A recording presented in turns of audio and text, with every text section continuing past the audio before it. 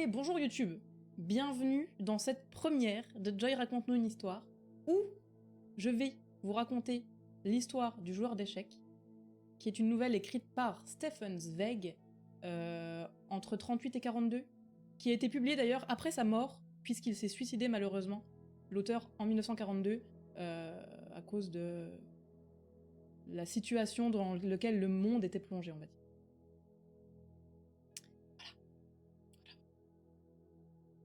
Je crois que j'ai plus rien à dire. Il s'est suicidé à cause du suicide. Exactement. J'ai plus rien à vous dire, donc c'est parti. Il est minuit 20. On va voir combien de temps je mets pour vous faire ce petit résumé. Allez.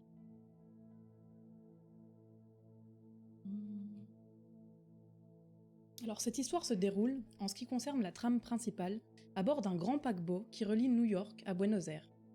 À bord, la vie classique d'un long transport maritime, avec les va-et-vient habituels des passagers, les enfants curieux qui courent de bas en haut du navire, passant de ponts en ponts, avec en fond de scène un orchestre qui accompagne ce ballet en jouant de façon imperturbable. Je m'entretiens tranquillement avec un ami sur le pont, promenade, lorsque des éclairages lumineux surgissent, des flashs d'appareils photo. Une personne de marque est présente sur le bateau et des journalistes ne manquent pas de l'inonder de photographies. Mon ami m'informe alors que nous avons à bord un oiseau rare, Sventovic, Mirko Sventovic, qui n'est d'autre que le champion du monde d'échecs. Il a traversé les États-Unis d'est en ouest, sortant vainqueur de tous les tournois auxquels il a participé. Il rejoint maintenant l'Argentine, où il compte aller cueillir de nouveaux lauriers. Quelques détails me reviennent sur ce joueur d'échecs et mon ami se charge d'approfondir mes connaissances. Il y a environ un an, Sventovic était devenu tout d'un coup l'égal des maîtres les plus célèbres de l'échiquier. Fait déroutant pour beaucoup de personnes dans le milieu parce que les qualités intellectuelles de Sventovic ne permettent d'aucune façon de lui promettre un brillant avenir. En effet, le joueur serait incapable d'écrire la moindre phrase, même dans sa langue natale, sans faire le moindre faute. On ajoute même que son inculture dans tous les domaines était universelle. Sventovic était le fils d'un misérable batelier slave du Danube qui mourra lorsqu'il avait 12 ans. Dès lors, il fut recueilli par le curé de son village, qui l'accueillit et essaya de lui faire retenir tant bien que mal des leçons. Son cerveau fonctionnait avec effort et était impuissant à assimiler les notions les plus élémentaires. À 14 ans, il s'aidait encore de ses doigts pour compter et quelques années plus tard, il ne lisait le journal qu'au prix de très grands efforts. Cependant, ce n'était pas un mauvais enfant. Il faisait toutes les corvées sans jamais réchigner, consciencieusement, bien qu'avec une lenteur exaspérante. Ce qui chagrinait le plus le curé, c'était l'indifférence totale de son protégé pour tout. Il n'entreprenait jamais rien de son propre chef. Ne posait jamais de questions, ne jouait pas avec les autres enfants de son âge. Une fois une tâche finie, il s'asseyait dans un coin avec le regard vide qu'on peut retrouver chez les moutons au pâturage. Tous les soirs, le curé avait l'habitude de s'adonner à ses 3 parties d'échecs quotidiennes avec le maréchal des logis du village. L'adolescent approchait alors et fixait l'échiquier avec le regard toujours aussi vide et absent qui le caractérisait. Un soir d'hiver, lors d'une de leurs parties d'échecs, un paysan demanda au prêtre de venir immédiatement administrer l'extrême onction à sa vieille mère qui était sur le point de mourir. Le curé le suivit donc sans tarder. Le maréchal, qui allait alors partir, vit que Mirko fixait alors l'échiquier. Il lui demanda, sans grands espoirs, s'il voulait terminer la partie. Ce à quoi l'adolescent répondit timidement « oui » en hochant la tête. Le maréchal avait perdu la partie 14 coups plus tard. Et la partie suivante également, alors qu'il ne pensait même pas que Mirko saurait bouger une seule pièce. Il s'écria alors, stupéfait, « Mais c'est l'âne de Balaam !» Le maréchal raconta alors sa partie avec le curé qui était revenu de sa mission, qui ne put s'empêcher de faire une partie avec l'adolescent afin de vérifier ses dires. Mirko le battit lui aussi aisément. Il avait un jeu lent, tenace, imperturbable, et ne relevait jamais son large front penché sur l'échiquier.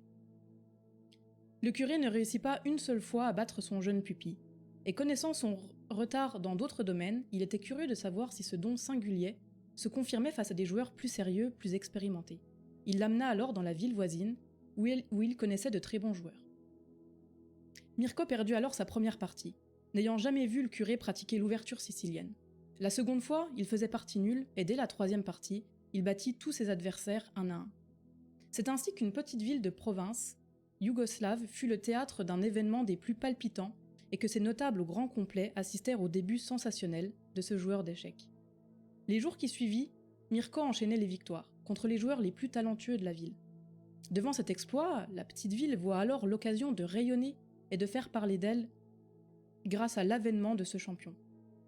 Un impresario nommé Keller se proposa alors à conduire le jeune phénomène à Vienne, où vivait un maître d'échecs remarquable pour qu'il achève d'apprendre son art, à la seule condition qu'on veuille bien lui payer les frais d'1 an de séjour dans la capitale.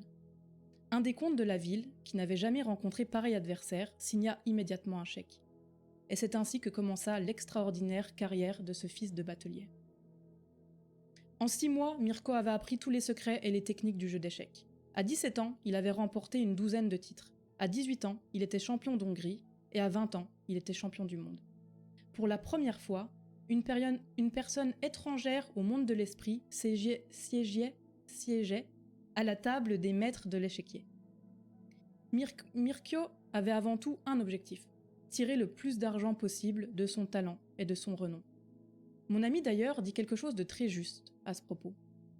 Mais comment voulez-vous qu'un si prompt succès n'eût-il pas grisé une cervelle aussi vide ?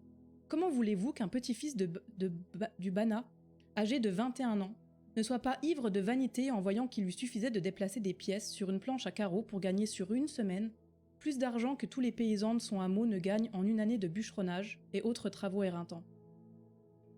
Et puis, n'est-il pas diablement aisé, en fait, de se prendre pour un grand homme quand on ne soupçonne le moins du monde qu'un Rembrandt, un Beethoven ou un Napoléon n'ont jamais existé ? Ce gaillard ne sait qu'une chose, derrière son front barré, c'est que depuis des mois, il n'a pas perdu une seule partie d'échecs, et que précisément, il ne soupçonne pas qu'il y ait d'autres valeurs en ce monde que les échecs et l'argent. Il a toutes les raisons d'être enchanté de lui-même. Cette discussion piqua au vif mon intérêt pour ce drôle de personnage au développement intellectuel unilatéral. Je vais donc mettre les 12 prochains jours de mon voyage qui nous sépare de Rio au service de l'observation de ce Mirko Sventović. Après plusieurs jours à essayer d'approcher Sventović en vain, puisqu'il refusait toute discussion, je décide de monter un piège assez basique pour l'attirer. Je m'installe avec ma femme dans le fumoir, avec un jeu d'échecs, pour attirer d'autres joueurs d'échecs. L'objectif étant bien sûr de titiller la curiosité de Sventović. Le plan se déroule à merveille. Après seulement 6 coups échangés avec mon épouse, une puis 2 personnes s'arrêtent pour demander si elles peuvent regarder, et enfin, une personne me demande si elle peut faire une partie. Parfait. C'était l'ingénieur écossais McConnor, qui, dit-on, avait amassé des fortunes en creusant des puits de pétrole en Californie, qui se joignit à moi. Trapu, la mâchoire carrée, les dents solides. Monsieur McConnor était de ce type d'hommes qui ont réussi et qui sont tellement pleins d'eux-mêmes qu'ils ressentent comme une humiliation personnelle de perdre. Mon plan fonctionnait plutôt bien. Sventović avait remarqué nos parties et s'approcha même de quelques pas de notre table de jeu. Malheureusement, il posa les yeux sur l'échiquier au moment où McConnor déplaçait une pièce. C'était probablement un mauvais coup au vu de la réaction du champion d'échecs, qui leva les yeux au ciel et s'éloigna. J'informa alors McConnor que notre partie n'intéressait apparemment pas ce grand maître d'échecs. Lui qui ignorait qu'un tel personnage était à bord fut piqué au vif. Il se mit alors en tête de défier le champion. Malgré mes avertissements, il était déjà parti à sa recherche. Après une dizaine de minutes, il revient au fumoir. Je lui demandai alors comment ça s'était passé. « Vous aviez raison, me répondit-il, d'un air un peu vexé. Ce monsieur n'est pas très aimable. Je me suis présenté, j'ai décliné mes qualités, il ne m'a même pas tendu la main.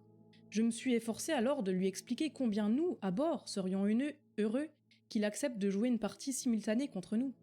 Il demeura raide comme un piquet et me répondit qu'il regrettait, mais qu'il s'était expressément engagé par contrat, vis-à-vis de son agent, à ne jamais jouer durant toute sa tournée sans toucher d'honoraires.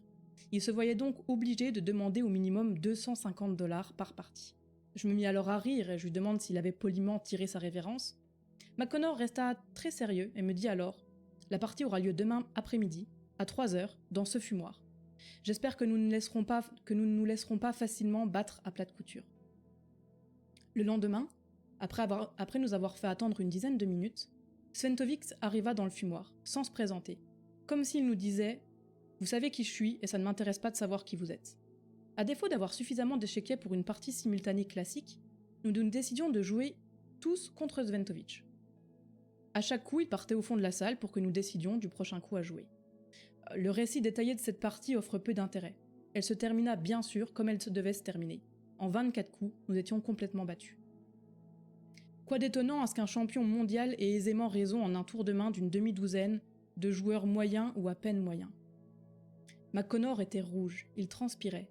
et brillait dans ses yeux cette dangereuse flamme de folle passion qui n'anime d'ordinaire que les joueurs de roulette, qui pour la 6e ou la 7e fois ont tout misé sur une couleur qui ne sort pas. À cet instant précis, je fus certain que son amour-propre forcené allait lui coûter toute sa fortune. Il dit alors « Revanche !» La deuxième partie se déroula alors comme la première, à quelques différences que notre cercle s'était agrandi de quelques curieux. Après notre 17e coup, chose incroyable, la partie semblait à notre avantage. Nous allions pousser un pion pour faire une dame quand tout à coup, quelqu'un attrapa la main de McConnor qui poussait ce pion et lui chuchota « Par l'amour du ciel, pas cela !» Nous vîmes alors un homme d'environ 40 ans, au visage étroit et anguleux, que j'avais déjà rencontré une fois sur le pont et qui m'avait frappé par sa pâleur étrange, son teint presque crayeux. Voyant que nous étions tous en train de le regarder, il nous expliqua pourquoi ce déplacement signerait la fin de la partie en 9 ou 10 coups. McConnor lâcha la pièce en regardant cet homme comme s'il était tombé du ciel tel un ange sauveur. Il ajouta très vite « Si vous faites dame maintenant, il vous attaque immédiatement avec le fou et vous ripostez avec le cavalier. Mais entre-temps, il va menacer votre tour avec son pion libre, et même si vous faites échec avec le cavalier, vous avez perdu et battu en 9 ou 10 coups. Pour prévoir 9 coups d'avance qu'il ferait mat, ça devait être un professionnel distingué, peut-être même un champion concurrent de Sventovic qui se rendait au même tournoi. Son arrivée et sa soudaine intervention à ce moment aussi critique tenaient presque du miracle. Ce fut McConnor qui se ressaisit le premier. « Que me conseillez-vous » murmura-t-il fort excité. « N'avancez pas maintenant, évitez l'adversaire. Avant tout, éloignez le roi de la dangereuse ligne H8, H7. Votre partenaire attaquera alors sur l'autre flanc, mais vous parerez avec la tour, ce qui lui coûtera 2 coups, un pion et sa supériorité. Vous lutterez alors pion libre contre pion libre, et si vous vous défendez bien, vous ferez partie nulle. Vous ne pouvez pas tirer mieux de cette situation. » Nous étions de plus en plus étonnés. La précision, autant que la rapidité de ses calculs était déconcertante. On aurait dit que cet homme lisait ses coups dans un livre. La chance inespérée que nous avions maintenant de faire, grâce à lui, partie nulle contre un champion du monde tenait de la magie. Une fois le coup joué, Sventovic s'avança vers notre table, apprécia la riposte d'un coup d'œil, puis il poussa un pion sur l'autre flanc du roi, comme l'avait prévu notre sauveur inconnu, qui aussitôt nous chuchota. « La tour ! Avancez la tour ! Pour qu'il soit obligé d'abord de protéger son pion. Cela ne servira d'ailleurs à rien. Vous attaquerez alors avec le cavalier, sans vous soucier de son pion libre, et voilà, la situation est rétablie. Cette fois, en avant toute, il n'est plus nécessaire de vous défendre. » Nous ne comprenions pas ce qu'il voulait dire, pas plus que s'il avait parlé en chinois. Cependant, McConnor, déjà entièrement subjugué, fit ce qu'on lui ordonnait sans réfléchir davantage. Pour la première fois, Sventovic ne joua pas aussitôt. Il regarda d'abord l'échiquier, avec une attention soutenue, puis il fit exactement le coup que l'étranger nous avait annoncé et s'apprêta à s'éloigner. Cependant, avant de se détourner, se produisit un fait nouveau, plutôt inattendu. Sventovic leva les yeux et examina nos rangs. Il cherchait manifestement à savoir qui lui opposait tout à coup une si énergique résistance. Dès ce moment, notre excitation ne connut plus de bornes. Nous avions été jusqu'à là sans espoir, et la seule pensée de pouvoir briser le sang-froid et l'arrogance de Sventovic nous brûlait maintenant le sang. Déjà, notre nouvel ami avait décidé du coup suivant. Nous vivions alors notre premier triomphe.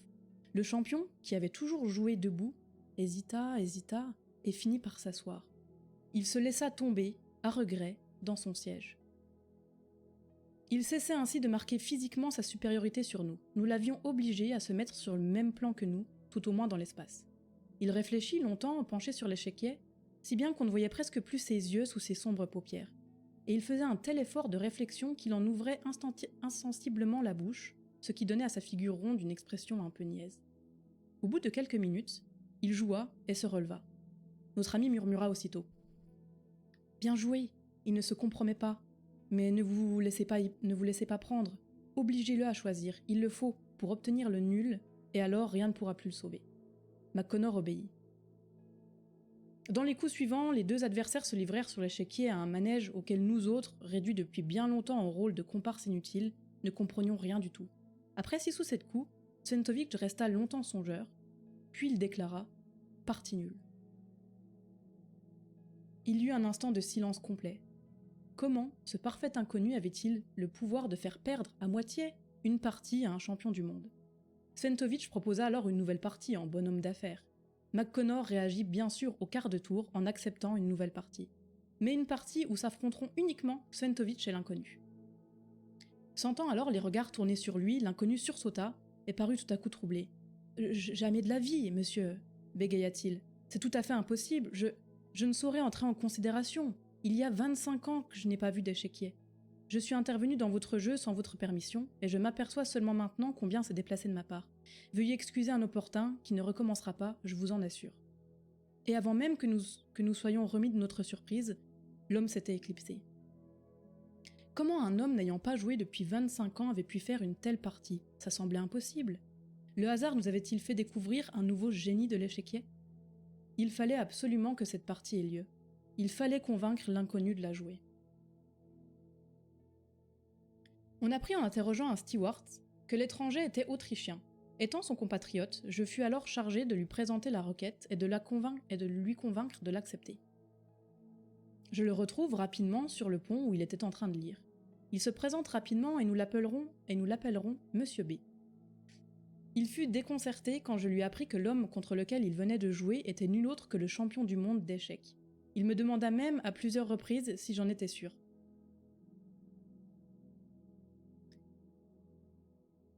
Il me confirma également qu'il n'avait plus joué de partie d'échecs depuis qu'il était lycéen.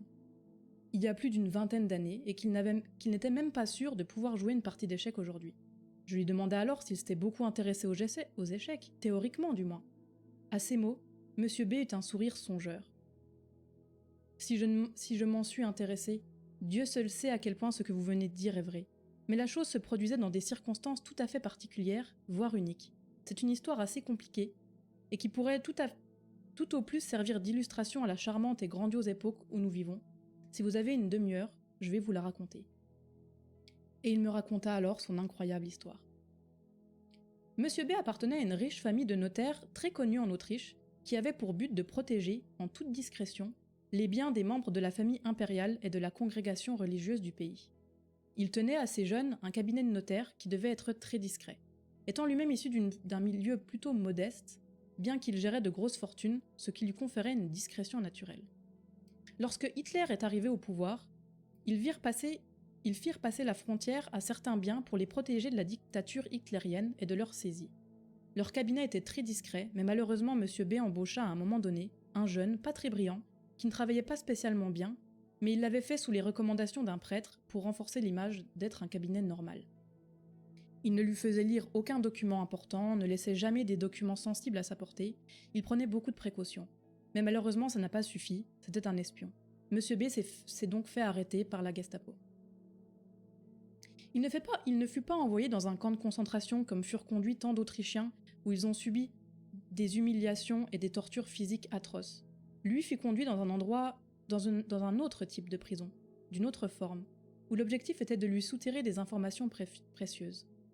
Il fut conduit à l'hôtel Métropole, celui-là même où la Gestapo avait établi son quartier général. Alors vous allez dire, une chambre particulière dans un hôtel, peut-on rêver traitement plus humain, n'est-ce pas? Et pourtant, me dit Monsieur B, ces chambres étaient faites pour nous appliquer une méthode raffinée de torture, mais pas la plus humaine, l'isolement. Dans cette chambre, on ne lui faisait rien, aucun sévice physique. On le laissait seulement face au néant. L'âme humaine ne redoute rien autant que le néant. La chambre disposait d'une table, d'un lit, d'une cuvette et d'une fenêtre grillagée, rien d'autre. La fenêtre s'ouvrait sur un mur coupe-feu. Monsieur B était plongé tout entier dans le néant. Il ne voyait jamais personne à part le gardien qui avait interdiction de lui parler. Il était seul avec la table, le lit, la fenêtre, la cuvette. Il vivait comme sous cloche. Il aurait pu se passer n'importe quoi dans le monde qu'il n'en aurait pas été au courant. Rien à faire, rien à penser, rien à attendre, que du vide. Même ses pensées divaguaient, n'ayant plus rien à quoi s'accrocher. Une table, un lit, une fenêtre, une cuvette. Après 15 jours, les interrogatoires commencèrent enfin. Il fut conduit dans une petite salle, avec 2 hommes, une table, des dossiers éparpillés dans lesquels M. B ne savait pas ce qui était inscrit. Il ne savait pas de quelles informations disposaient les membres de la Gestapo. L'interrogatoire était difficile car il ne savait pas quoi répondre sans compromettre les personnes qu'il protégeait. C'était des moments très stressants, mais au moins il voyait et entendait quelqu'un parler, et il avait quelque chose sur lequel réfléchir. Mais une fois qu'il rentrait dans sa chambre, le vrai enfer reprenait. Il ressassait chacune de ses paroles. Est-ce qu'il en avait trop dit? Pas assez. Trop de mensonges? Pas assez. Avait-il trahi malgré lui ses proches? Tout se mélangeait. Cette angoisse de la solitude, du rien, la table, le lit, la fenêtre et la cuvette, entrecoupée d'interrogatoires à n'importe quelle heure, du jour comme de la nuit, dura 4 mois. 4 mois. Dit comme ça ne semble rien. 4 mois, c'est rapide. 4 mois, mais ces 4 mois fut pour lui plutôt plus long qu'une vie entière.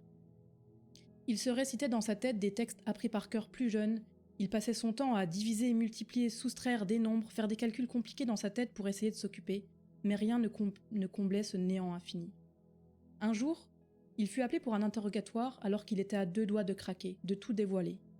Mais avant l'interrogatoire, on le fit attendre, comme souvent, dans une pièce, debout, sans avoir le droit de s'asseoir pendant des heures. Dans cette pièce, il y avait une sorte de petit vestiaire avec 3 manteaux accrochés au mur, humides puisqu'il avait plu. À force de les fixer, de remarquer chaque détail pour abreuver son esprit de nouvelles choses à voir, M. B remarqua qu'une des poches d'un manteau était un peu plus bombée que les autres. Elle contenait quelque chose de forme rectangulaire. On aurait dit la forme d'un livre. Un livre? Un petit livre? M. B en était sûr, il entra alors dans un état d'excitation et d'anxiété extrême. C'était un livre. Il fallait le voler. Dans la pièce, il y avait un garde qui surveillait la porte, mais qui était peu attentif aux faits et gestes de son prisonnier, surtout après autant d'heures d'attente. M. B se rapprocha alors doucement, par petits pas, petit à petit, du manteau jusqu'à être à son contact, le dos contre le manteau, jusqu'à réussir à glisser sa main délicatement dans la poche, jusqu'à le toucher, le saisir, et confirmer que c'était bien un petit livre. Il touchait un livre.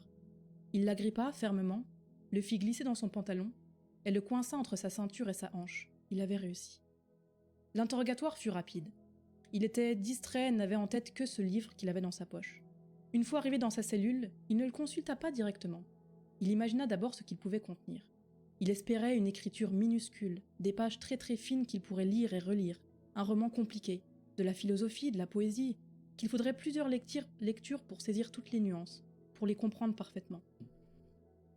Une fois prêt, il sortit le petit livre de son pantalon et l'ouvrit. Quelle déception!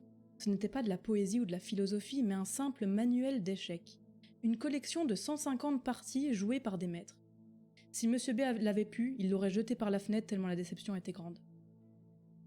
À première vue, il ne comprenait même pas ce qui était écrit. Une série de codes A1, A2, SF1, G3, etc. Mais petit à petit, il comprit que ça correspondait aux cases de l'échiquier et au nom des pièces, où se listaient les déplacements, le déroulement de 150 parties d'échecs. Il essaya alors de se fabriquer un échiquier, avec son drap où il y avait des petits carrés dessus, et grâce à la mie de pain, il essaya de façonner des petites pièces d'échecs, et il essaya de reproduire les parties du livre. Les débuts sont assez compliqués, il avait du mal à distinguer ces petites boules de pain les unes des autres, il se mélangeait les crayons. Mais petit à petit, ça devenait plus naturel, il rejouait les parties plusieurs fois par jour. Mais au bout du 7e jour, il n'avait même plus besoin des petits bouts de pain pour les pièces, et après le 8e jour, il n'avait même plus besoin de l'échiquier physique non plus. Il se représentait tout dans sa tête. C'était un vrai renouveau pour lui. Les interrogatoires devenaient alors, tout d'un coup, plus simples. Son expérience des parties d'échecs lui servait à organiser plus clairement ses pensées, à construire sa défense de façon plus efficace. Les membres de la Gestapo le regardaient même avec un certain respect, face à cet homme qui ne flanche pas alors que tous les autres finissaient par craquer un par un. Mais les mois continuèrent de passer. Il avait joué chacune des parties des dizaines et des dizaines de fois. Le plaisir s'estompait petit à petit, et la monotonie revenait. Ce temps heureux dura environ 3 mois, après quoi il était revenu au point mort. Il aurait fallu un second volume pour l'occuper, de nouvelles parties. Ou alors il lui aurait fallu un adversaire pour faire de nouvelles parties, justement. Mais c'était impossible. Comment pouvait-il jouer seul, mais à 2 ? Il voulait jouer contre lui-même, mais comment faire dans un jeu de stratégie tel que les échecs ? C'était une absurdité sans nom de vouloir jouer contre soi-même. L'attrait même du jeu réside tout entier en celui que 2 cerveaux s'y affrontent, chacun avec sa tactique. L'intérêt est de percer la stratégie de l'autre pour la déjouer. L'intérêt de cette bataille intellectuelle vient du fait que les Noirs ne savent pas comment manœuvrer face aux Blancs, et qu'ils cherchent sans cesse à deviner leurs intentions pour les contrecarrer, tandis que de leur côté, les Blancs essayent de percer à jour les secrètes intentions des Noirs et de les déjouer. Si les deux camps sont représentés par la même personne, la situation devient contradictoire. Un pareil dédoublement de la pensée suppose un dédoublement complet de l'inconscience. Une capacité d'isoler à volonté certaines fonctions de son cerveau. Vouloir jouer aux échecs contre soi-même était aussi paradoxal que vouloir marcher sur son ombre. Eh bien, pour résumer, pendant des mois, c'était à cette absurdité que le désespoir fit tendre Monsieur B. Il devait se créer un lui blanc et un lui noir s'il ne voulait pas être écrasé par le néant qui le cernait de toutes parts. Et il y arriva. Il réalisa des parties contre lui-même, à en devenir fou, puisqu'après chacune des parties que, pour le côté noir, c'était le côté blanc qui demandait sa revanche, et inversement. Il y avait toujours un côté frustré d'avoir perdu au sein même de son propre esprit. Au début, il jouait avec calme et réflexion, mais plus le temps passait, plus il sombrait. Du matin au soir, il ne voyait que des plombs, des pions, des tours, des cavaliers, et il en rêvait la nuit. La journée, il marchait dans sa cellule, il tournait en rond, des allers-retours de plus en plus rapides, la folie le guettait. Il estime qu'il a joué des centaines et des centaines de parties, peut-être même plus de 1000 pendant sa captivité. Il parle d'intoxication par le jeu d'échecs. Il ne sut même pas comment s'interrompa cette folie, simplement qu'un beau matin, il se réveilla d'une autre manière que d'habitude. Il se sentait plus reposé que d'habitude, dans un lit plus moelleux. Il pensa d'abord à un rêve qu'il fallait à tout prix prolonger. Puis il entendit des voix humaines, douces. C'était un rêve, c'est sûr. Mais par curiosité, il ouvrit quand même les yeux. Il était dans une autre chambre. Fini la table, le lit, la fenêtre, la cuvette. Une infirmière s'approcha de lui sourit, lui parla doucement de façon bienveillante. Ça existait donc encore, ce genre de personne. Monsieur B n'en revenait pas. Il s'assit dans son lit et remarqua que son bras droit était bandé. Mais il n'arrivait pas à se souvenir ce qui lui était arrivé, s'il s'était blessé seul ou si quelqu'un l'avait blessé. Un docteur arriva alors, également plein de bienveillance. Puisqu'apparemment il le connaissait, a priori c'était une connaissance de son oncle et il lui expliqua tout ce qui s'était passé. Le gardien avait entendu crier Monsieur B très fort dans sa cellule, pensant d'abord que quelqu'un s'y était introduit, avec qui il était en train de se quereller. Mais à peine avait-il parvenu à ouvrir la porte que Monsieur B s'était précipité sur lui en poussant des cris sauvages. Il avait essayé de le saisir à la gorge avec tant de violence qu'il avait dû appeler au secours. Monsieur B avait alors réussi à se libérer lorsqu'il fut conduit à l'infirmerie, et pris de folie, il s'était lancé dans la fenêtre d'un couloir et s'était blessé en la brisant. Monsieur B ne sut jamais vraiment comment, mais le docteur rédigea des documents qui lui permettirent de sortir de cet enfer, d'échapper des mains de la Gestapo. Avant de devoir quitter le pays, le docteur le mit cependant en garde. Il ne fallait plus jamais qu'il rejoue aux échecs. Tel un drogué à qui il suffisait d'une prise pour retomber dans la dépendance. C'est ainsi que se termine l'incroyable récit de l'homme qui venait de faire une partie d'échecs 20 ans plus tard, avec le champion du monde en titre. Monsieur B m'expliqua alors la raison de son blocage en regardant l'échiquier dans le fumoir. Il avait oublié qu'il était possible de jouer sur un vrai échiquier, avec de vraies pièces. Je rappela alors à Monsieur B le plaisir que ça allait d'être pour nous d'assister à la partie d'échecs de demain face à Sventovic, s'il était d'accord de prendre le risque de faire une partie. Monsieur B s'arrêta alors.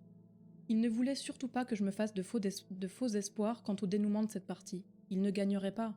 Il voulait simplement se mettre au défi, voir s'il avait vraiment joué toutes ces parties d'échecs dans sa tête. Est-ce qu'il était vraiment en train de jouer, ou était-ce qu'une folie, due à l'isolement, une sorte de mirage ? La seule chose qui le poussait à faire cette partie d'échecs, c'était de savoir, une bonne fois pour toutes, s'il jouait vraiment aux échecs dans sa cellule ou s'il était fou depuis le début. Le lendemain, après-midi, à 3 heures précises, comme convenu, une partie mémorable s'engagea. Je regrette qu'elle soit déroulée en présence d'aussi incompétents spectateurs et qu'elle ait été perdue pour les annales du jeu d'échecs, comme l'ont été les improvisations de Beethoven au piano par exemple. Après la partie, nous essayons, cependant, de la reconstituer, mais sans y parvenir. Les joueurs nous avaient sans doute plus intéressés que leur jeu. Le contraste intellectuel qui formait les partenaires s'exprimait de plus en plus physiquement, dans leur attitude respective au cours de la partie.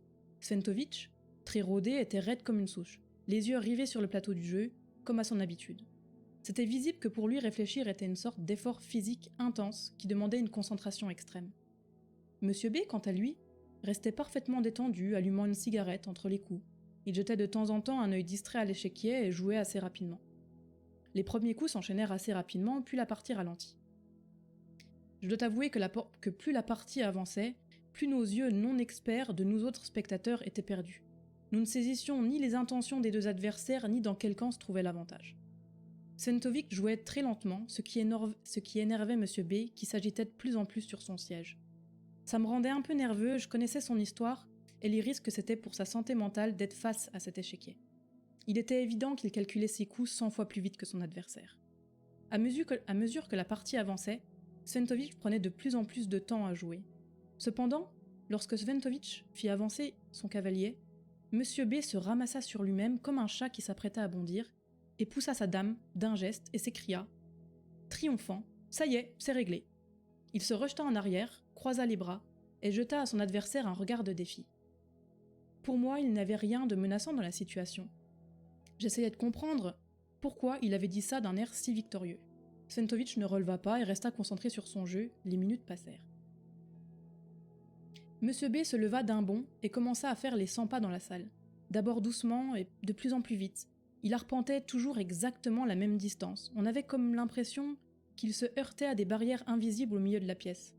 Je compris alors, en frissonnant, qu'il refaisait sans le vouloir exactement le même nombre de pas que jadis dans sa cellule. Comme le fauve en cage qu'il avait été durant des mois. 10 minutes s'écoulèrent, et ce qui se passa ensuite, aucun de nous l'aurait prédit. Sventovic ne joua pas. Du revers de la main, il repoussa les pièces de l'échiquier. Il venait d'abandonner la partie. Monsieur B avait gagné. Le champion du monde, vainqueur d'innombrables tournois, venait de baisser pavillon devant un inconnu qui n'avait touché un échiquier depuis plus de 20 ans. Notre ami, cet inconnu, venait de battre le plus fort joueur du monde entier dans un tournoi public. Personne ne dit rien. Sauf Sventovic qui regarda son adversaire d'un œil de pierre et lui demanda « Encore une partie ?»« Mais certainement !» répondit aussitôt Monsieur B, avant même que j'aie eu le temps de rappeler son intention de ne faire qu'une seule et unique partie.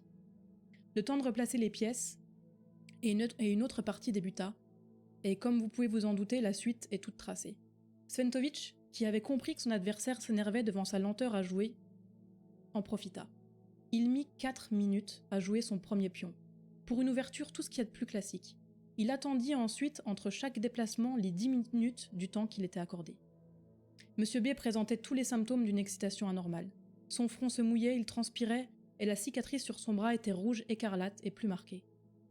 Il demanda à son adversaire de jouer plus rapidement sur un ton très froid et méchant. Mais Sventovic lui répondit que les règles l'autorisaient à prendre 10 minutes pour jouer, donc il prendrait 10 minutes. Monsieur B n'arrivait pas à attendre, son cerveau était en ébullition. Il se mit alors à jouer plein de parties différentes dans sa tête, ça se voyait. Il s'était figé sur sa chaise, le regard dans le vide. Il se détachait petit à petit de la partie en cours. Quand Sventovic jouait, nous devions le ramener à la réalité, il devait regarder attentivement le plateau de jeu quelques instants pour se remémorer la partie, et il jouait quand même très rapidement. Au bout du 19e coup, la chose se passa. À peine Sventovic avait-il joué que Monsieur B poussait son fou, trois cases plus loin, sans même regarder l'échiquier en criant fort « Échec ! Échec au roi !» Tout le monde regarda le plateau, Sventovic releva la tête et demanda, amusé, aux spectateurs, et les spectateurs regardaient le plateau. « Est-ce que vous voyez l'échec, vous? Parce que moi, je ne le vois pas, » dit Sventovic. Il n'y avait pas échec. Le fou était mal placé. Monsieur B était en train de se déplacer sur un autre plateau, dans une autre partie, qui se passait dans son esprit. Il regarda l'échiquier à son tour face à notre étonnement et bégaya violemment. « Mais le roi devrait être en F7, il n'est pas à sa place, pas du tout. Vous vous trompez, tout est faux sur cet échiquier. » Il s'arrêta brusquement lorsque je l'empoigna en le passant si fort qu'il l'avait senti. Je lui passai alors le doigt sur sa cicatrice qu'il portait à la main. Il la regarda hagard, puis tout à coup, il se mit à trembler et un frisson lui parcourut tout le corps. « Par l'amour du ciel, ai-je fait quelque chose de mal ?» me demanda-t-il. Je lui répondis doucement que non, que tout allait bien, mais qu'il fallait qu'il arrête de jouer immédiatement. Il se leva doucement, s'adressa d'abord à Sventovic. « Ce que je viens de dire est une absurdité, bien entendu, c'est vous qui l'avez emporté. » Puis il se tourna vers moi et ajouta « Je m'excuse aussi auprès de vous, monsieur. Mais je vous avais prévenu qu'il ne fallait pas trop en attendre de moi. Pardonnez cet incident ridicule, c'est la dernière fois de toute ma vie que je me mettais aux échecs. » Et il disparut aussi rapidement qu'il était apparu à la première rencontre. J'étais le seul à savoir pourquoi cet homme ne toucherait plus jamais un échiquier pour tout le reste de sa vie. Fin. Alors par contre, je suis pas sûre que vous aviez de la musique pendant tout ce temps. J'en ai douté à un moment, mais C'est ainsi que prend fin cette nouvelle de Stefan Zweig. Si, vous en aviez... Ah, parfait. Alors, est-ce que ça vous a plu? Est-ce que c'était bien? Un léger fond sonore? Ouais, c'était justement l'objectif. Des bisous YouTube. N'hésite pas à dire si ça te plaît, ce format.